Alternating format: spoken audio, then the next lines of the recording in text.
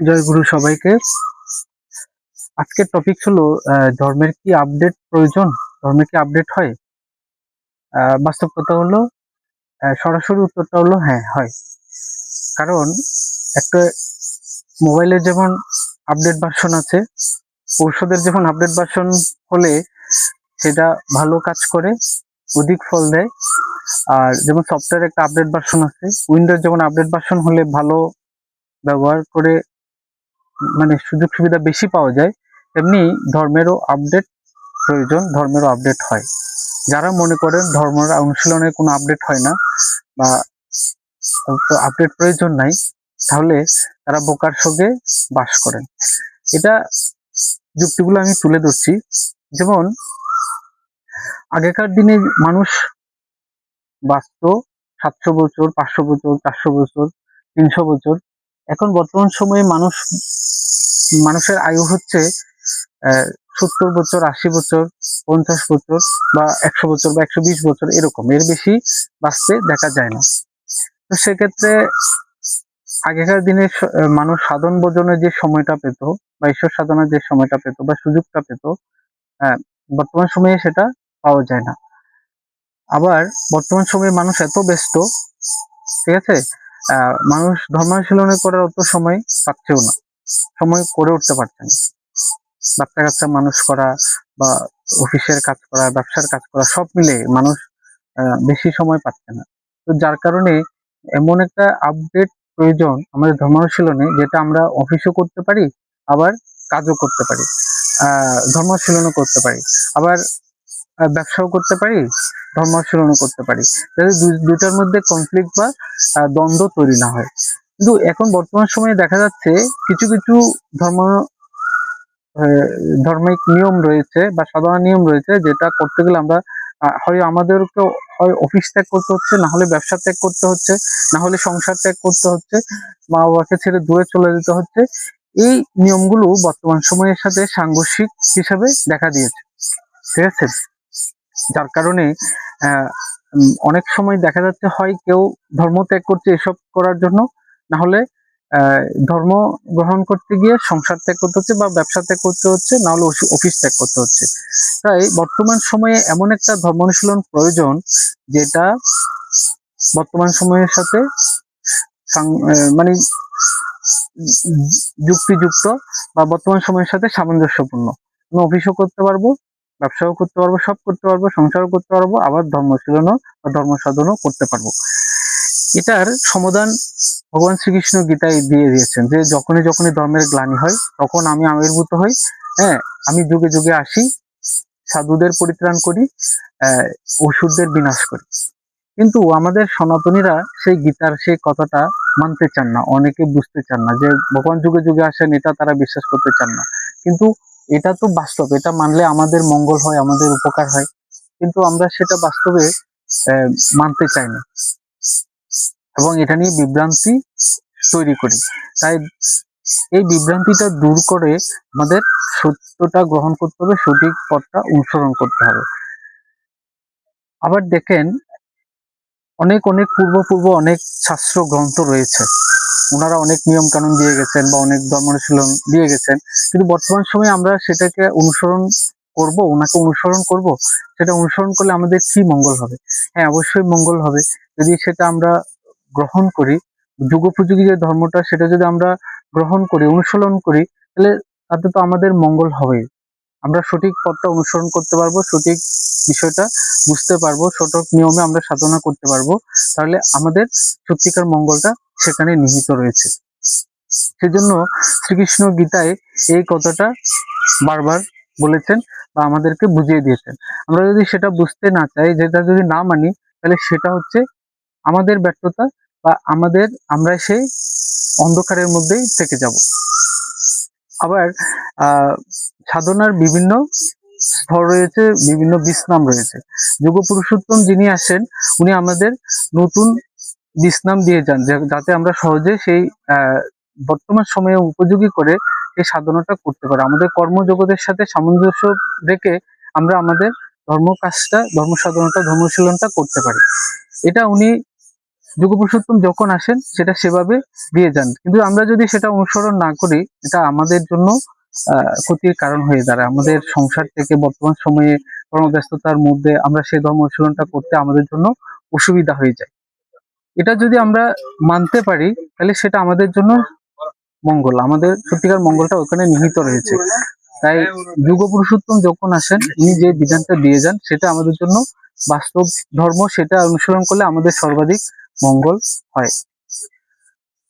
আমাদের অনেক ধর্মগ্রন্থ রয়েছে, বেদ, গীতা বা পুরাণ, অনেক শাস্ত্রাদি রয়েছে। সেই শাস্ত্র গ্রন্থে বিভিন্ন নিয়ম কানুন রয়েছে যেগুলো হয়তো তখনকার জন্য যথোপযুক্ত ছিল, যখন তখনকার জন্য ভালো ছিল, কিন্তু বর্তমান সময়ে আমরা এইসব অনেক নিয়ম এখন পালন করতে গেলে আমাদের সমস্যার মধ্যে পড়তে হয়। যুগের সাথে আমরা সেগুলো হয়তো অনেক কিছু মেনে চলতে পারি না। আবার এমন হয়ে যায় যে যুগের নিয়মগুলো হয়তো ঠিকই আছে কিন্তু আমরা কোনোটাই অনুসরণ করছি না, সবগুলোই ভুলে গেছি। তাই যুগ পুরুষোত্তম যখন আসেন এই নিয়মগুলো আমাদের মধ্যে আবার দিয়ে যান, যাতে আমরা এগুলো গ্রহণ করতে পারি, এগুলো অনুসরণ করে আমাদের জীবনকে সুন্দরভাবে, সুন্দর পথে, সত্যের পথে, সঠিক পথে চালিত করতে পারি, এবং আমরা সংসার ধর্ম পালন করতে পারি, আবার ঈশ্বরের পথেও সাধনা করতে পারি। ঈশ্বরের বীজ নামে বা যে বীজ নাম আছে, যে সাধন পদ্ধতি আছে সেটাতে আমরা অনুসরণ করতে পারি। এটাই হচ্ছে আমাদের সর্বাধিক মঙ্গল। এই এজন্য ধর্মের আপডেট প্রয়োজন। এখন বর্তমানে আমি অনেক সম্প্রদায়ে অনেক অনেক যারা মত অনুসরণ করে অনেক মত পথেই দেখছি, হয়তো দেখা যাচ্ছে উনি ধর্ম ত্যাগ করে নাস্তিক হয়ে যাচ্ছে, কারণ ওই নিয়ম যেগুলো আছে সেগুলো বর্তমানের সাথে কোনোভাবেই সামঞ্জস্যপূর্ণ নয়। ওগুলো পালন করতে গেলে হয়তো ওনাকে ধর্ম ত্যাগ করতে হবে, না হলে ব্যবসা ত্যাগ করতে হবে, না হলে সংসার ত্যাগ করতে হবে, না হলে উনার আর চাকরি ত্যাগ করতে হবে। তো এই দুটা করে যদি সমন্বয় করে যদি আমরা ধর্মটা অনুসরণ করতে পারি, অনুসরণ করার মতো ওরকম নিয়ম থাকে, তাহলে সেটা আমাদের জন্য মঙ্গল। এমন অনেক নিয়ম আছে যেখানে সামাজিকভাবে সেটা অনেক বিশৃঙ্খলা তৈরি হচ্ছে এগুলো পালন করতে গেলে। হ্যাঁ, আবার পরিবারে অনেক সমস্যা হচ্ছে। হ্যাঁ, বর্তমান যুগের সাথে এগুলো কোনোভাবেই যাচ্ছে না। হ্যাঁ, যেমন ধরেন এমন অনেক নিয়ম আছে যে টিভি দেখা যাবে না, যদি ধর্মীয় এরকম নিয়ম থাকে যে টিভি দেখা যাবে না, কিন্তু বর্তমান সময়ে টিভি না দেখে, কম্পিউটার না দেখে বা সোশ্যাল মিডিয়া ব্যবহার না করে কেউ থাকতে পারবে না। আমার তথ্য জানার জন্য, আমার পড়ালেখার জন্য, আমার জন্য, হ্যাঁ, আমাকে এটা দেখতেই হবে। হ্যাঁ, এরকম অনেক নিয়ম এখন ধর্ম বিভিন্ন সম্প্রদায় রয়েছে যেটা বর্তমানের সাথে সামঞ্জস্যপূর্ণ। তাই বিভিন্ন সম্প্রদায়ের মধ্যে এটা দেখা যায় যে তারা আপডেট হতে পারছে না, নিজেদেরকে আপডেট করতে পারছে না, বা আপডেট ধর্মপথটাকে অনুশীলন করতে পারছে না পূর্বের নিয়মটার কারণে। এজন্য ধর্মের আপডেট জরুরি। ধর্মের আপডেট হলে আমরা আপডেট নিয়মটা অনুসরণ করে নিজেদের সামঞ্জস্য করে সুন্দরভাবে চালিত করতে পারবো। কিন্তু সেটা যদি আমরা না বুঝি, আমরা যদি পূর্বের নিয়মগুলো, সংস্কারগুলো ধরে বসে থাকি, হ্যাঁ, তাহলে আমরা নিজেদেরকে বর্তমান দুনিয়ার সাথে সামঞ্জস্যপূর্ণ করে চলতে পারবো না। এটা সংঘর্ষ দেখা দেবে ধর্ম এবং সংসার, বর্তমান দুনিয়া যে ব্যবসায়িক বা অর্থনৈতিক যে কাঠামো, তার সাথে একটা সংঘর্ষ দেখা দেবে। যার কারণে ধর্মের আপডেটটা খুবই দরকার। আপডেট না হলে হয় মানুষ ধর্মপথ ত্যাগ করবে, আর না হলে অর্থনৈতিক কাজগুলো থেকে, কর্ম পরিবেশ থেকে সে দূরে সরে যাবে। এই সমাধান রয়েছে যুগ পুরুষোত্তমের বিধানে। যুগ পুরুষোত্তম এই জন্যই আসেন আমাদের সঠিক পথ দেখানোর জন্য, সঠিক নিয়মটা আমাদের মধ্যে দেওয়ার জন্য উনি যুগে যুগে আসেন। এই জন্য আমাদের যুগ পুরুষোত্তমকে অনুসরণ করা উচিত। যুগ পুরুষোত্তমকে যদি আমরা অনুসরণ না করি তাহলে আমরা পিছিয়ে যাব, আমরা অনেক কিছু থেকে বঞ্চিত হব। আমাদের এজন্য আপডেটটা জরুরি, ধর্মের আপডেটটা জরুরি, বা আমাদের যুগ পুরুষোত্তমের বিধানকে অনুসরণ করা জরুরি। এটা গীতা শ্রীকৃষ্ণ এই সমাধানটা আমাদের দিয়ে গেছেন। আমরা সনাতনীরা, বিশেষ করে আমি সনাতনীদের বলছি, সনাতনীরা সেটা মানতে চায় না, সনাতনীরা সেটা বুঝতে চায় না, এবং এটা নিয়ে বিভ্রান্ত ছড়ায়। বর্তমান যুগ পুরুষোত্তম যিনি আসেন, ওনাকে নিয়ে অবজ্ঞা করি, উপহাস করি, ওনাকে কটাক্ষ করি, ওনার নিয়মগুলো নিয়ে আমরা নানা ধরনের বিভ্রান্তি ছড়াই, কিন্তু এটা ছড়ালেও এটা আমাদের জন্য দুর্ভাগ্য, এটা আমাদের জন্য অমঙ্গল ডেকে নিয়ে আসবে।